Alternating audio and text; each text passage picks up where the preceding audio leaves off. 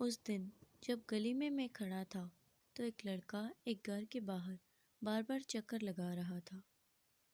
میں نے اس سے جا کے پوچھا، بھائی کس کی تلاش ہے؟ تو اس نے کہا کسی کی نہیں، بس ایک دوست نے ادھر آنے کا وقت دیا، وہ ابھی تک نہیں آیا۔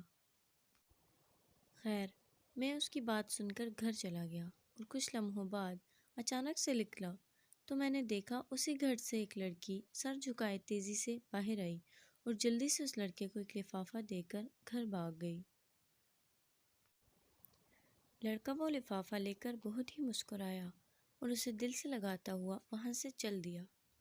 میں اپنی بری عادت کے مطابق تحقیق کرنے کے لیے اس کے پیچھے چل دیا۔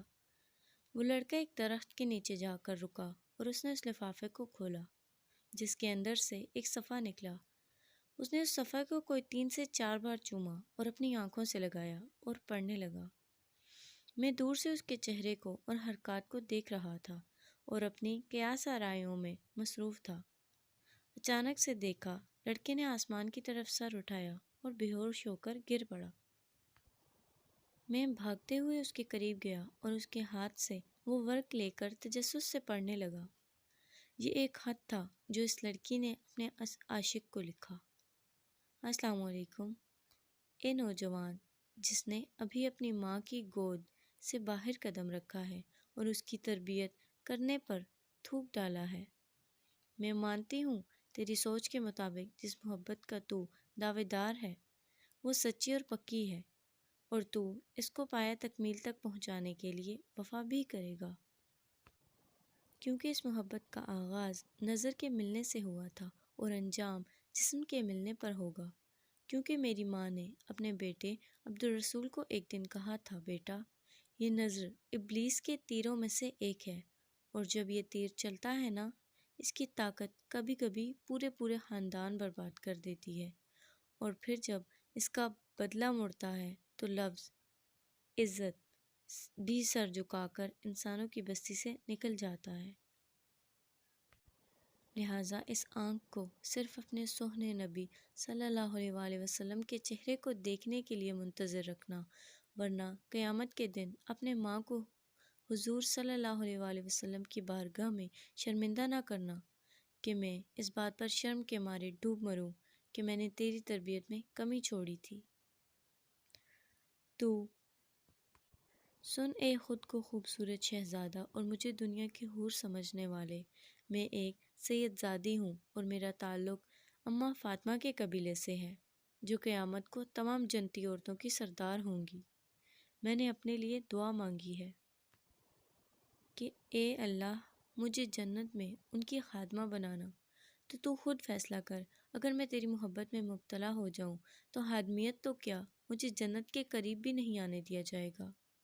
رہا سوال، تو نے مجھے کل شام باغ کے اس پیڑ کے نیچے ملنے کو بلایا ہے، میں وہاں بھی آ جاتی، لیکن میں تم سے ایک وعدہ لوں کہ اپنی بہن گڈی کو بھی ساتھ لے کر آنا، اور میں اپنے بھائی کو،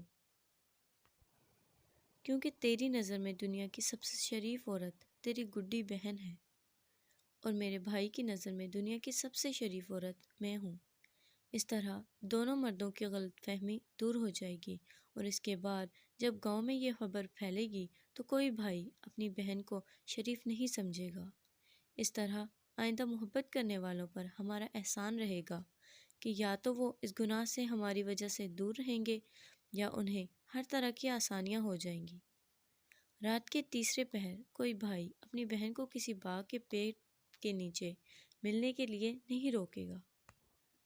میری باتیں پڑھ کر تجھے غصہ آیا ہوگا کہ میں نے تیری بہن کا ذکر کیوں کیا، لیکن ایمان کی بات ہے کہ ہر باحیا بھائی کی یہ کیفیت ہوتی ہے، مگر ایسا ہونا کہ اپنی بہن کے علاوہ کسی بھی عورت کو شریف نہ سمجھنا، یہ گندی سوچ اور تربیت کا نتیجہ ہے۔ کیا تو نے حضرت علی کا یہ فرمان نہیں پڑھا؟ اپنی سوچ کو پانی کے قطروں کی طرح صاف رکھو، کیونکہ جس طرح پانی کے قطروں سے دریا بنتا ہے، اسی طرح سوچ سے ایمان بنتا ہے۔ کیا تیرے پاس جو ایمان ہے وہ دکھلاوے کا ہے؟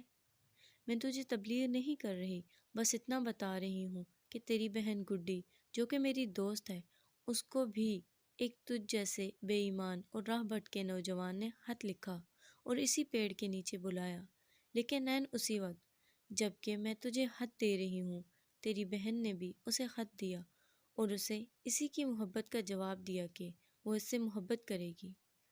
انہی باتوں اور شرائط کے ساتھ جو میں نے تجھے لکھ رہی ہوں، اگر تجھے یہ سب میری باتیں منظور ہیں تو جا اور جا کے گڈی کو بھی ایسا کرنے کی اجازت دے دے جو تو مجھ سے چاہتا ہے، کیونکہ اس لڑکی کو بھی میں نے یہی الفاظ گڈی سے لکھوا کے دیے، اور اگر میں ایسا نہ کرتی تو وہ لڑکا بھی راہ راست پر نہ آتا اور تیری بہن بھی گمراہ ہو چکی ہوتی۔